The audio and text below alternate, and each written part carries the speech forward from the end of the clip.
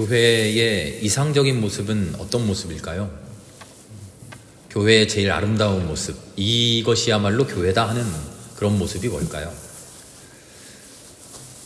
교회마다 저마다의 장점이 있죠. 어떤 교회는 뭐를 잘하고, 어떤 교회는 찬양을 잘하고, 어떤 교회는 기도를 열심히 하고, 어떤 교회는 전도를 또 열심히 하고, 그런 저마다의 장점이 있는데, 그런 모든 모습들이 하나로 모여진 그런 교회가 과연 있을까요? 모든 교회가 교회로서의 모든 역할을 충실하게 다 수행할 수는 없겠죠. 중요한 것은 그 교회가 잘하고 있는 것, 잘할 수 있는 것, 특별히 혹은 사명으로 부여받은 것을 얼마나 충실히 이행하며 신앙생활을 하고 있는가 하는 것이겠죠.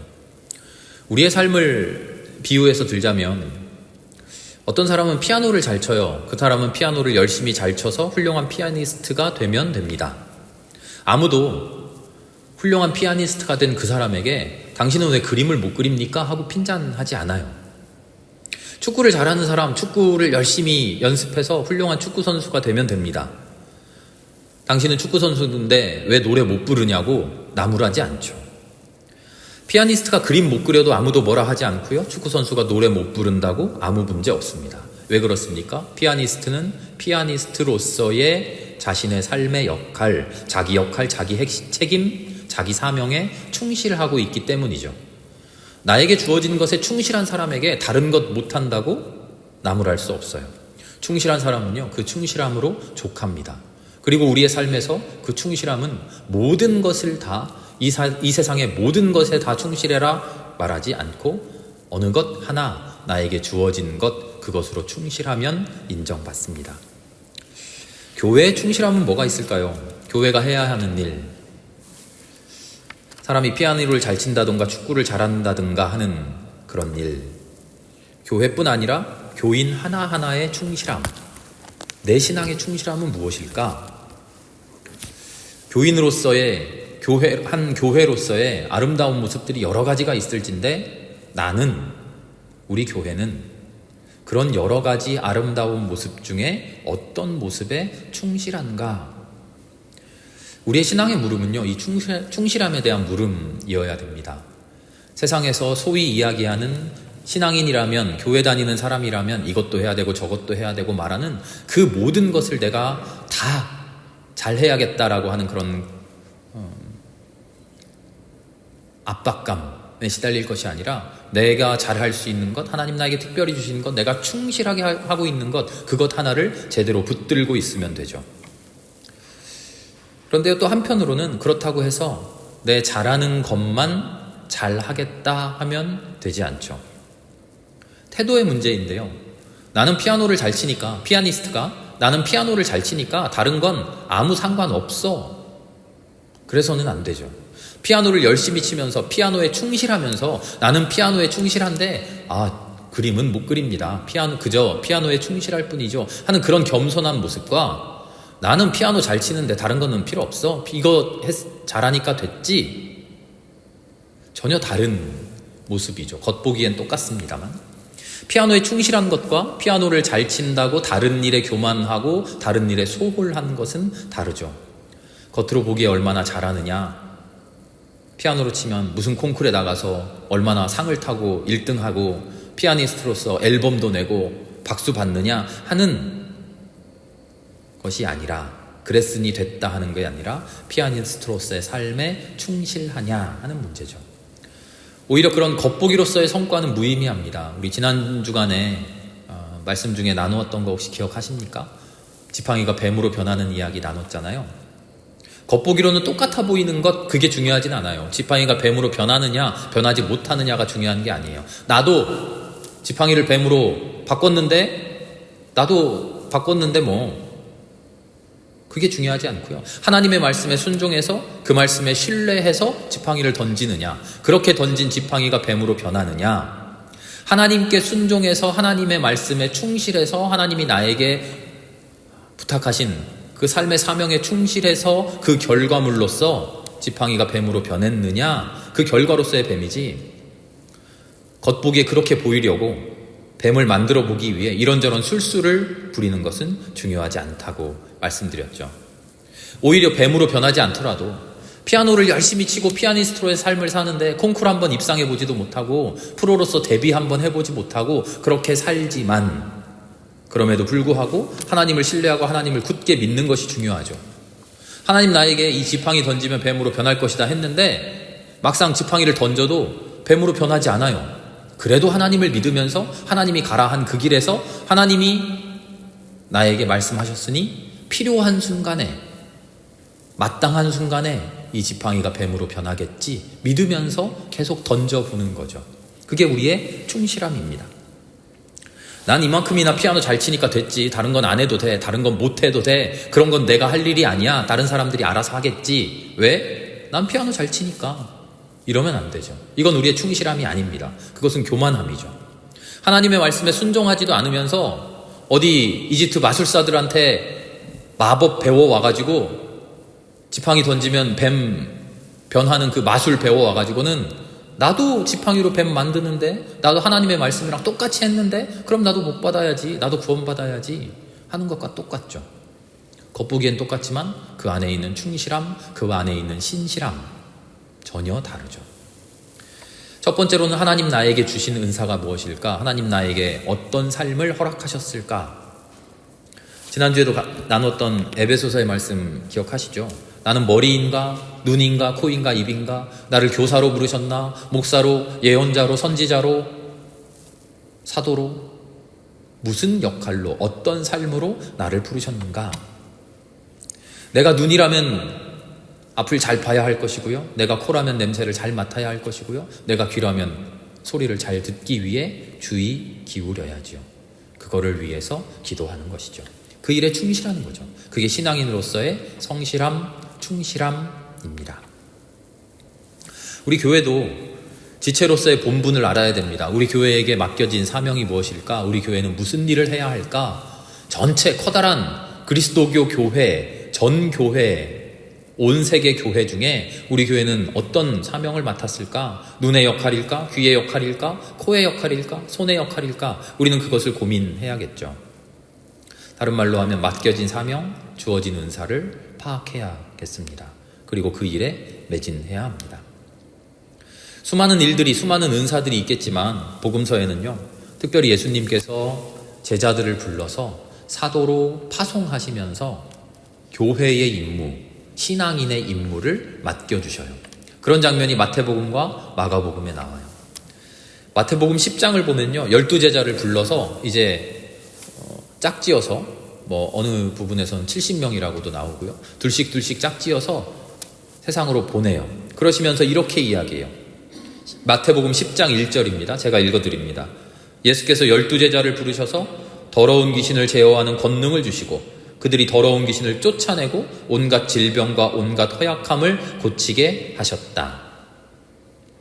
제자들을 불러서 그리스도인으로 하나님을 믿는 사람, 예수를 믿는 사람들이 세상에 나아가서 더러운 귀신을 쫓아내고 질병을 고치게 하셨다. 이게 마태복음 10장의 말씀이에요. 비슷한 이야기가 마가복음 3장에도 있는데요, 이렇게 이야기합니다. 예수께서 그들을 자기와 함께 있게 하시고 또 그들을 내보내서 말씀을 전파하게 하시고 귀신을 쫓아내는 권능을 가지게 하셨다. 제자들에게 신비한 능력을 줘서 제자들이 초능력을 행하고 기적을 행한다는 그런 이야기가 아니에요. 제자들이 누구냐면, 제자들은 그리스도를 믿는 신앙인들이에요. 신앙인들에게, 그리스도를 믿는 그리스도인들에게 그리스도인이 해야 할 일을 일러주신 거예요.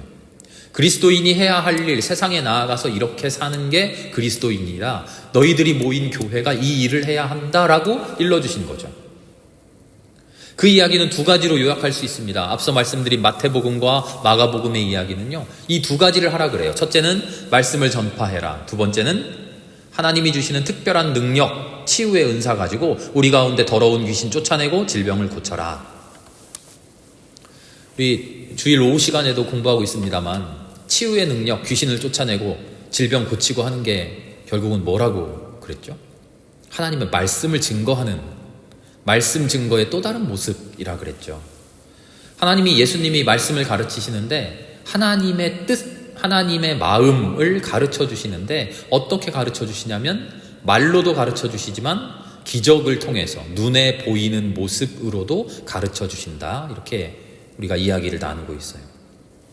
요약을 해보면요, 마태복음에서나 마가복음에서나 예수님이 제자를 부르셔서 제자들을 통해서 교회가 이런 일을 해야 합니다, 그리스도인은 마땅히 이 일을 해야 됩니다 라고 가르쳐 주시는데, 그 이야기는, 그 명령은 사실상 한 가지로 요약된다는 거예요. 그것은 바로 하나님의 말씀대로 살고 하나님의 말씀대로 살아서 세상 사람들에게 하나님의 말씀대로 산다는 게 뭔지를 보여주고 그 말씀을 가르쳐라.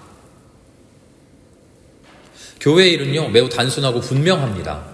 교회가 무슨 행사를 하고 예배를 드리고 이웃을 향해 구제를 하고 여러 가지 일들을 할 수 있겠습니다만, 교회 내에서 친교도 하고 무슨 일도 다른 여러 많은 일이 있겠습니다만, 교회가 해야 되는 일은 확실해요. 단 하나예요. 예수님의 선포와 똑같아요. 때가 찼다, 하나님의 나라가 가까이 왔다, 회개하고 복음을 믿어라. 이 예수님의 선포를 우리의 삶으로 살아내는 거예요. 때가 찼습니다. 우리 마음대로 제멋대로 사는 그런 세상은 끝났어요.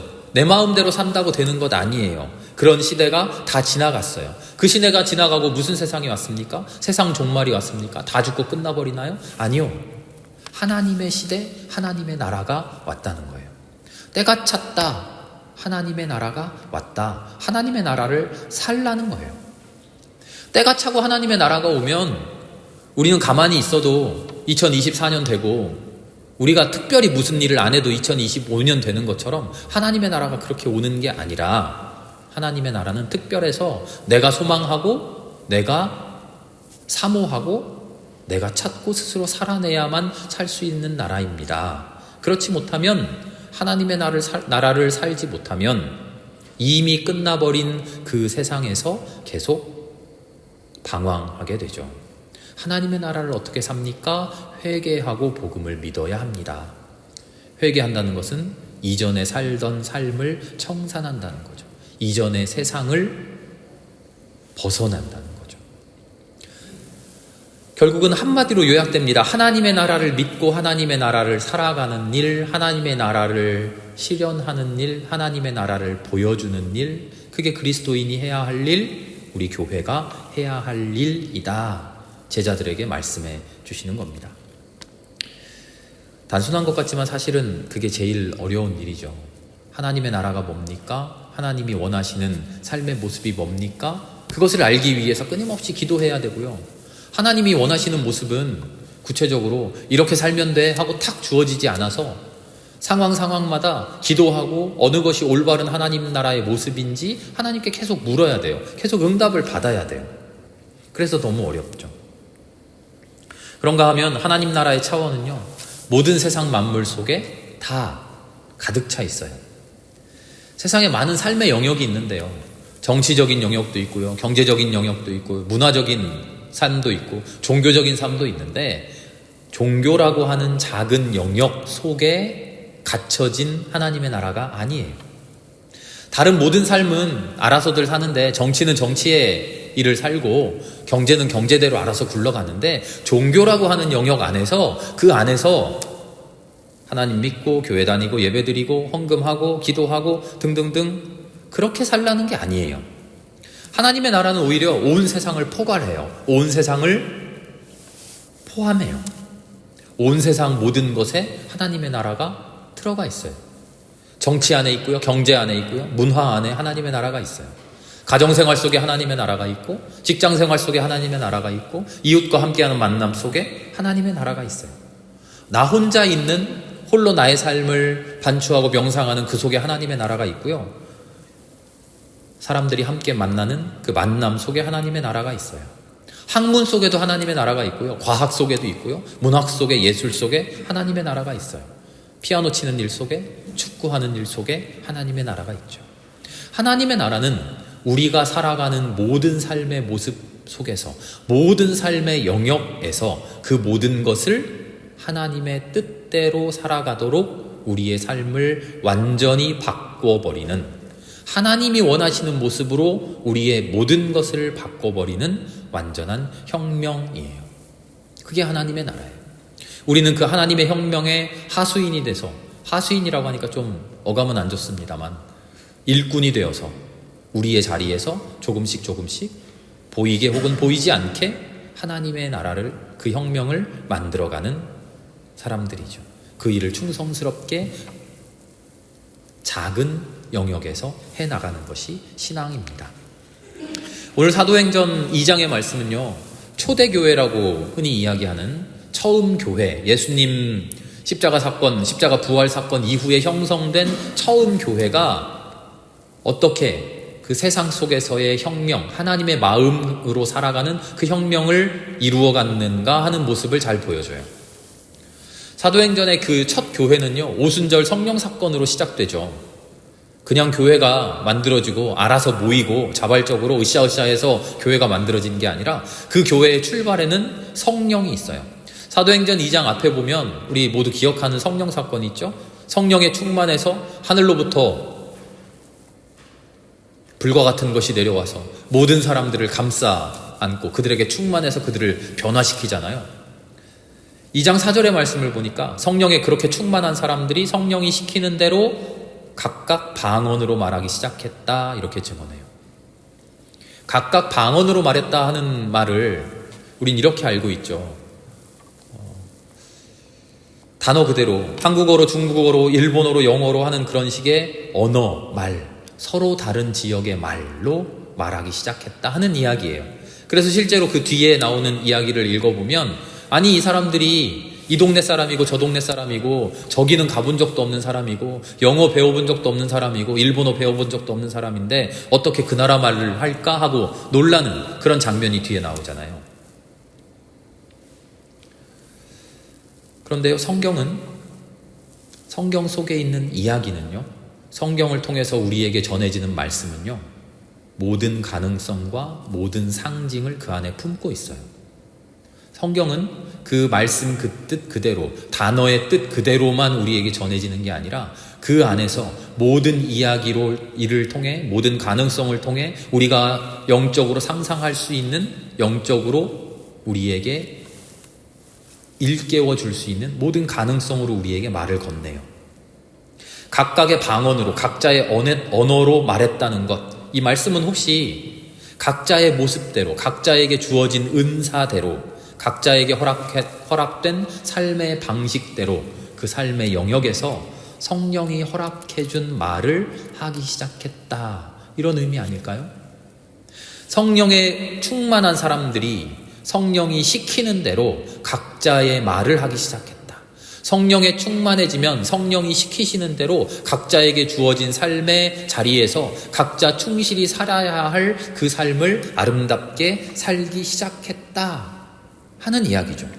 피아노라고 하는 언어를 아름답게 말해내기 시작하고요, 축구라는 언어를 아름답게 풀어내고요, 눈이라는 언어, 코라는 언어, 입이라는 언어, 목사라는 언어, 장로라는 언어, 권사, 집사라는 언어, 정치라는 언어, 경제라는 언어, 문화라는 언어로 각각의 언어를 아름답게 말하기 시작했다. 제멋대로가 아니라 성령의 이끌림대로, 성령이 시키시는 대로. 우리는 모든 언어를 다 할 수는 없죠. 때때로 능력이 좋아서 4개국어, 5개국어 하는 그런 사람들도 만나긴 합니다만, 각자에게 허락된 하나 둘의 언어, 그 언어만 가지고라도 성령으로 충만해서 성령께서 시키시는 대로 아름답게 말하는 것, 그게 성령 충만이고 그게 신앙의 참 모습이라는 거죠. 나에게 주어진 언어는 뭡니까? 나 한국어밖에 못하는데요, 글로벌 시대라고 영어도 해야 되고 중국어도 해야 되고 일본어도 해야 되고 하는데 저는 한국어밖에 못해요, 나는 못난 사람이에요, 학교 다니면서 공부 좀 했어야 되는데. 아니에요. 나에게 주어진 언어 한국어, 그 한국어를 열심히 갈고 닦는 거죠. 나는 무슨 사람입니까? 나는 특별히 대단한 사람도 아니어서 밖에 나가서 무슨 일을 하는 것도 아니고요, 누구처럼 밖에 나가서 전도하면서 1년에 몇십 명을 전도했느니 그런 사람도 아니고요, 찬양을 잘해서 찬양 사역자가 돼서 여기저기 다니면서 하나님의 나라를 찬양하지도 못하고요, 기도를 잘해서 기도의 일꾼이어서 열심히 기도하면, 중보기도 하면 기도한 대로 다 이루어지고 다 응답받는 그런 사람도 아니고요, 나는 그저 평범한 일반인인데요, 그저 평범한 한국인인데요, 나에게 주어진 언어, 그러나 그 언어를 아름답게 살아내면 된다는 거예요.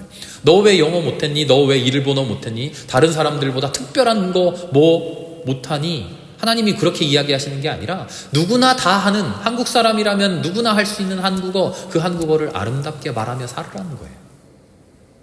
우리가 함께 읽은 초대교회 이야기는요, 이렇게 되어 있죠. 서로 공동에 소유하고 가진 것 다 내어놓고 함께 나누고 함께 예배하는 생활 공동체였습니다.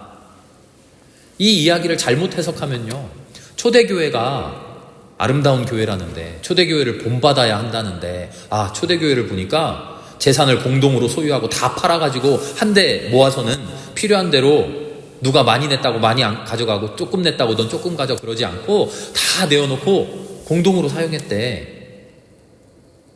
우리도 이렇게 살아야겠네 하고 무슨 사이비 종교 공동체 모이듯이 재산 다 팔아가지고 무슨 마을에 다 한데 모여가지고 똑같은 옷 입고 똑같이 일하면서 노동하고 전 재산 다 바치고 그렇게 살아라고 하는 이야기 아니에요.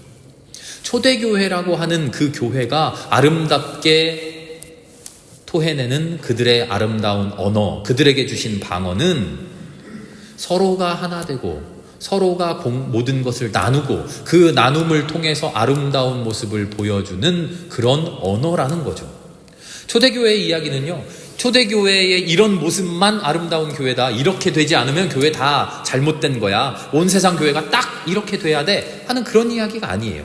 성령께서 주시는 여러 가지 언어가 있는데, 여러 가지 방언이 있는데, 초대교회에게 허락된 그들의 언어, 그들의 방언이 이런 모습이었고, 그 언어를 이 교회가 얼마나 잘 아름답게 말하며 살았는지 보아라 하는 거죠.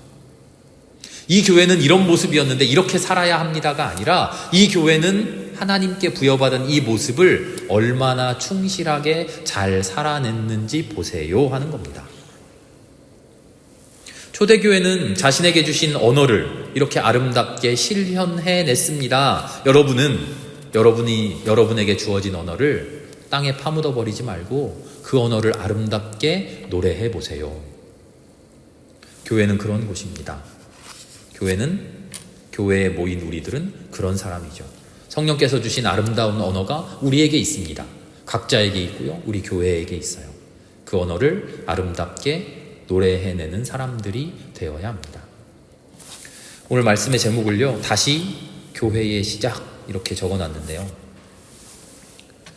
실질적인 물음이 우리에게 남겨져요. 그럼 나의 언어는 뭡니까? 우리의 언어는 뭡니까? 우리 교회의 언어는 뭡니까? 그 특별한 언어 어떻게 찾아냅니까? 못 찾아내면 어떡합니까? 잘못 찾아내면 어떡합니까? 그렇죠? 그 언어를 찾아내는 일 어떻게 할 수 있을까요? 기도를 통해 가능합니다. 그 언어로 노래하는 일 역시 기도를 통해 가능해요. 그 언어를 충실하게 살아가는 일, 기도가 아니면 불가능하죠. 그래서 모든 시작은 기도로 회귀됩니다. 그리고 기도로 끝까지 견인합니다. 함께 기도하고 함께 엎드리는 시간이 우리에게 있어야 됩니다. 태어날 때부터 너는 피아니스트가 될 거야, 우린 그렇게 살아가지 않습니다. 특별한 천재들 몇에게만 특별한 언어를 알게 해주시죠. 그러나 우리는 평생 기도로 엎드려져서 하나님 나에게 주신 언어, 하나님 나에게 주신 말씀 무엇인지 계속 묻고 물으며, 하나님 나 지금 충실합니까? 묻고 물으며, 하나님 나 지금 교만하지 않습니까? 묻고 물으며, 하나님 나 지금 소홀하지 않습니까? 묻고 물으며, 그렇게 평생을 아름답게 걸어갈 때 초대교회 사람들 아름답게 칭찬받았던 것처럼 우리 모두도, 우리 생명교회도 하나님이 주시는 칭찬 아름답게 받을 수 있을 줄 믿습니다. 함께 기도하겠습니다.